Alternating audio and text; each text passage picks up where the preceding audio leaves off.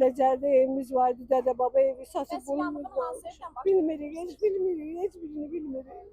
Yanğın nəticəsində 10 evdən gördüyünüz kimi ikinci mərtəbələri yanğından belə deyək də tamamilə yanıbdır, amma birinci mərtəbələr bütün evlərdə mühafizə olunubdur.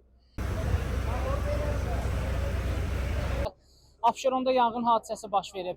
Hadisə Xırdalan şəhərində yerləşən fərdi yaşayış evlərinin birində qeydə alınıb. Yanğın güclü olduğundan ətrafdakı evlərə də keçib. Əraziyə Fövqəladə Hallar Nazirliyinin Dövlət Yanğından Mühafizə Xidmətinin canlı qüvvəsi və xeyli sayda texnikası cəlb olunub. Yanğın söndürülüb və ətraf evlərə keçməsinin qarşısı alınıb.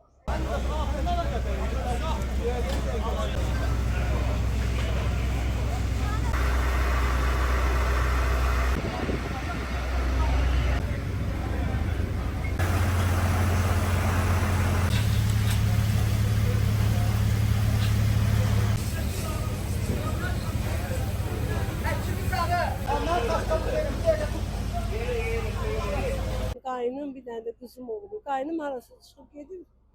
Qız olub evdə. Yaxşı ki qızım yanmıyor.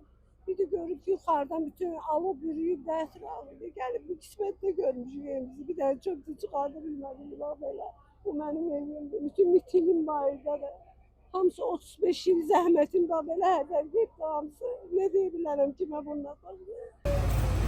Sən bizə gəlmisən.